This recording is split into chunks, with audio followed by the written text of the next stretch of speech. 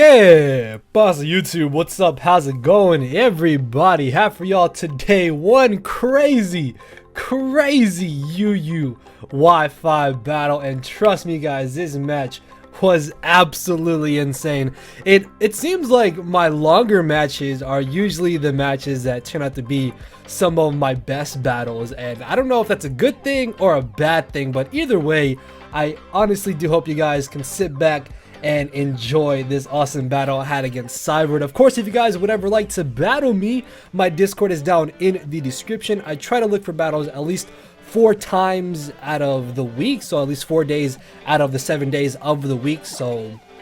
anytime I'm looking for battles, by all means feel free to accept and we can battle, hopefully. So yeah, going into this battle, I made a team that was based around Choice Specs Kyurem because it's a Pokemon that I really wanted to use, and it's honestly a Pokemon that you don't see too much in the UU tier. And speaking of Pokemon that you don't see too much in the UU tier, my boy Syvird ends up leading off with a Primarina here, and Primarina has recently dropped in usage in the UU tier, and funny enough, that thing is actually a humongous threat to me in this battle. So that's why I do end up going straight for the bullet punch here, just trying to get off as much damage as I possibly could, as he does end up switching directly into his the blade here, and I'm gonna be forced to switch out here as he makes a really good double switch here, knowing that I wouldn't leave in my Scizor. He's gonna double out into the Primarina, but the good thing about this is that even if he is a very speedy Primarina, my Rotom Wash can guarantee live any one hit, and then I could see what he potentially locks himself into. But because he turns out to be a more slow, bulky set, what I can do is get off a huge amount of damage and Volt Switch into my Scizor, expecting him to want to go for the Moonblast. And after that Volt Switch damage, this Primarina is actually in range of where a Choice Banded Adamant Bullet Punch will be able to knock him out. So what I decided to do is go for the U-turn, expecting him to want to switch out, because he should know that Primarina, anytime it comes in with the proper predictions, it can honestly just 2 a KO or OHKO anything I possibly want to switch into it, which is why I did go for the U-turn there, expecting him to switch out. As he brought into the blade, I bring in my Manectric. I'm gonna go ahead and just Mega Evolve this turn, and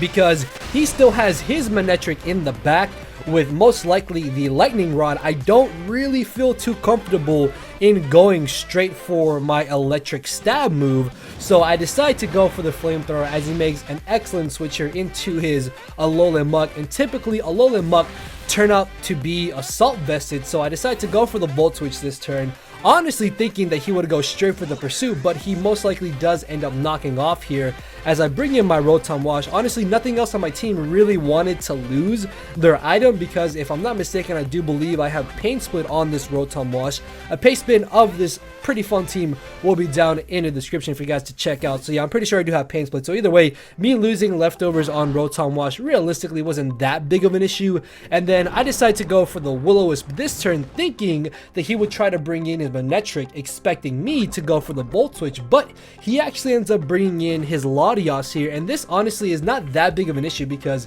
getting off this burn on a potential Scarf Latios is really huge, since I will be able to wear it down, as this turn I will be able to bring in my Hippowdon, and because Hippowdon are typically mixed defensive, I was pretty positive that I would be able to live anything that Latios wanted to go for. And I do have the Sand Force as opposed to the Sandstream, and honestly in this match, if I had Sandstream, it would be a lot better, but realistically this team can function with either Sandstream or Sand Force on Hippowdon. Like, you don't need to have one or the other specifically for the team to do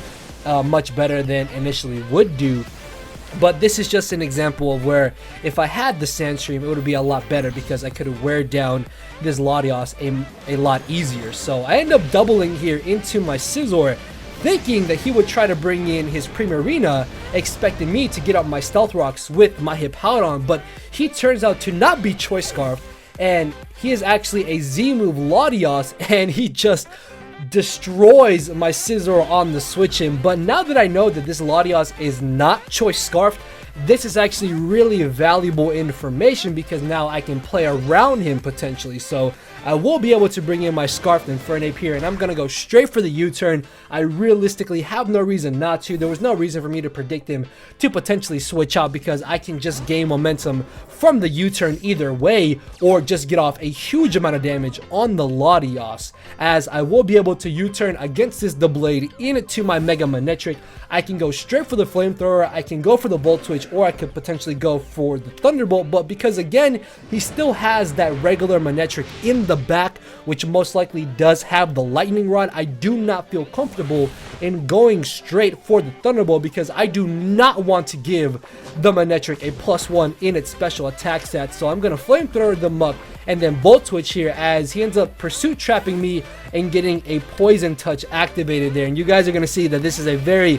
reoccurring theme in this battle, but I will be able to Volt Switch into my Choice Specs Kyurem, and at this point, I honestly just get a KO, unless he brings in his Doublade, which even then is not going to appreciate a Choice Specs Ice Beam. There is nothing that he has that safely switches in to my Specs Kyurem here, as he gets another 30% poison with the Poison Touch there. And that is just a little bit annoying, but it's not really too game-changing in the long run of this battle. It's just that at that moment, the fact that he got 2 Poison Touch poisons was really annoying. And then he also got the Poison Touch on my Rotom as well. So that was 3 Poison Touch that he got activated off of a 30% chance. But as you see there, the one on Rotom realistically does not matter whatsoever, because I was going to sack it off to this Primarina regardless of what it wanted to go for, to allow my Manectric to switch in here and then potentially force him out, and then this way I could either go for a Flamethrower or potentially try to go for the Volt Switch, as he does try to make a bit of a middle ground play here and bring in the Mammal, so I'm probably not wanting to risk his Manectric switching in to a Flamethrower. So I will be able to bring down this Mamoswine to its Focus Sash, as I am able to just barely survive the Arch Shard. Unfortunately, due to the fact that he did get the Poison Touch on my Mega Manectric here, I will go down to the Poison, making this a double down, and having this Manectric later in the battle would have been really awesome. But again, it's not one of those things where it was entirely game changing, but it definitely did suck at the current moment. So I bring in my Scarfape here, and he ends up bringing in the Primarina. I'm gonna go straight for the Gunk Shot, because I'm hoping that he ends up leaving in his Primarina thinking that maybe I don't have the Gunk Shot, as he switches into the Blade here. And I'm gonna make a very aggressive play here, and I'm actually gonna go for a double Gunk Shot, 100% expecting him to try to bring back in the Primarina, because if I had tried to switch into my Hippowdon as he brought in the Primarina realistically just got a KO on any of the team members that I had left. So I had to be aggressive there and go for the double Gunk Shot and risk him possibly staying in with the Blade. But because he did try to switch into the Primarina and I was able to get rid of that, this puts me in a very good scenario, because now I do have a solid chance to possibly win this battle now. As he brings back in the Blade, I'm going to bring in my Hippowdon, as I believe he does double out into his Latios here.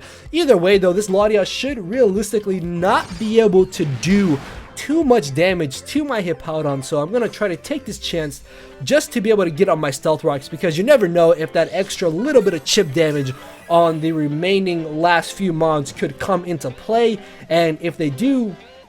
end up being very important, then I want to guarantee getting up my rocks here. So I will be able to go for the Slack Off on this Latios, and this is actually a bit of a problem, because this Hippowdon actually has Toxic as opposed to having Whirlwind. So this is where me getting the burn on Latios is actually extremely bad for me, because if I didn't get the burn on Latios, what I could have done here was gone straight for the Toxic. This way I could put this Latios on a timer, and even if he was a Calm Mind variant or he had a form of recovery, he would still be taking extra damage every single turn. So now I have to try and find some way to deal with this Latios, as I switch into my Kyurem here, expecting him to want to go for the Draco again. This way I could put him at -2. If I'm not mistaken, he did actually end up missing one of his Draco meters against my Hippowdon, which I did live depending on damage rolls. so it did allow me to get off a slack off there. As this turn I switch back into my Hippowdon on the incoming Psychic. Honestly, he could have definitely just gone for the Draco Meteor there, but I think Psychic would have finished me off either way at the amount of HP that my Kyurem was at. So I'm going to try and pull a switch back into my Kyurem here, expecting him to want to go for the Draco Meteor, because again, I want to try and get him at -2 special attack. This way I could also get a free switch into my Choice Scarfed Infernape, and U-turn to regular offensive Latios does about a minimum of 45 to 46%. So the fact that he went for the recover here is actually really bad for me, because this Latios still has a good possibility of 1v1ing my Hippowdon and my Infernape. So this Latios in a sense could honestly just win the battle here for Syvird. So I bring in my Infernape and I'm gonna go straight for the U-turn. Not gonna lie to you guys, I really wish that I had got a crit there, because if I had got a crit, I think with the burn damage I actually would have been able to knock him out, but I don't get the crit. So I bring back in my Hippowdon here and I will be able to take the Psychic, as this turn he most likely will want to go for the Draco Meteor again, trying to finish me off, but I'm not going to allow that. So I'm actually going to bring back in my Infernape, expecting him to go for the Draco Meteor. And the thing about Draco Meteor is that unless he had got an absolute max damage roll, there was actually no way that he would have been able to knock me out with this. The calc should be on your screen for real this time. Like, I'm gonna definitely ensure that I put the damage calc on your screen, because I know I forgot that in yesterday's battle, but I put it in the comment section, so I do apologize about that. But since he didn't go for the recover here, this is amazing, because now this Latios is in range of where U-turn is able to knock him out. So I can U-turn out here into my Hippowdon, and what this allows me to do is have a really good chance to still win this battle, because it comes down to whether or not this Mega Manectric will be able to knock out my Hippowdon with the Hidden Power Ice. And my Hippowdon is very specially defense EV'd invested, so unless he gets like a really max damage roll or he gets a crit here, I should hopefully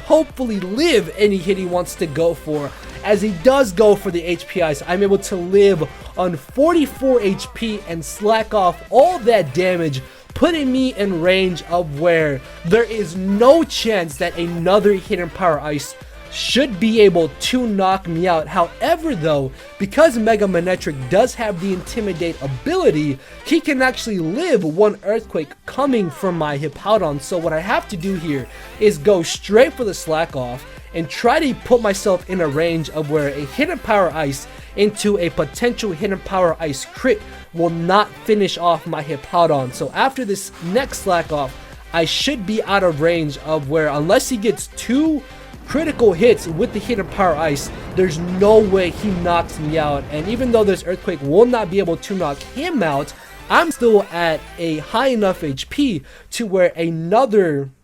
Hidden Power Ice, even with a crit, will not finish off my Hippowdon, hopefully. So I will be able to slack off one more time. And this is why I personally think that Intimidate is easily top 3, top 5 best abilities in Pokemon, because it allowed this Mega Manectric to live the Earthquake and give my opponent a chance to still try to beat my Hippowdon 1v1. So I know that it's a little bit repetitive for me to be going for the slack off, but honestly guys, you have to realize that this is by far my safest play to go for, because he still does have that Doublade in the back. So after going for this next slack off, I'm going to decide to sack off my Infernape here. This way, once I bring back in my Hippowdon, I will no longer be at -1 physical attack, which means I should be able to get off neutral damage, neutral super effective damage on the Doublade. Essentially, I'm not going to be at -1 is what I'm trying to get at. So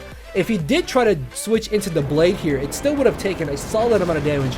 from this Earthquake, and then he might have tried to switch into the Mega Manectric here to try and put me back at -1 attack to maybe try and set up with the Blade, but he does decide just to sack off his Manectric here, as I will be able to Earthquake this Blade, not being at -1 physical attack, and judging for how much damage that Earthquake did, there is a chance that he could live another Earthquake, so I really don't want to risk him possibly trying to go for the Swords Dance here, which is why I decided to go for the Slack Off again. Honestly, this was a bit more of a paranoid play on my part because I could have realistically just gone straight for the Earthquake considering the fact that I am actually faster than the Blade, but going for another Slack Off there definitely guaranteed that I wouldn't be able to lose to this Blade. And Hippowdon, ladies and gentlemen, another Pokemon that you honestly don't see too much in UU as of lately, is just way too fat to break through. So very good game to Syvird there. I'm not gonna lie, I really thought that Syvird would have been able to win the match there with the Latios, but luckily I was able to play around it and try to put myself in a position of where I was able to beat it. And just either way, this game was kind of crazy and a whole lot of fun, so I really do hope you guys did enjoy, and if you did, make sure to hit that like button down below, answer the comment question of the day, and with that being said, I will see you all tomorrow. So thank you all for watching. Later, everybody. No matter where you're at, I'm not here to make friends, it's time to attack and deplete your HP with a final smash. Don't make me turn around and pull a 6-foot hacks. 6 foot hacks, yeah. 6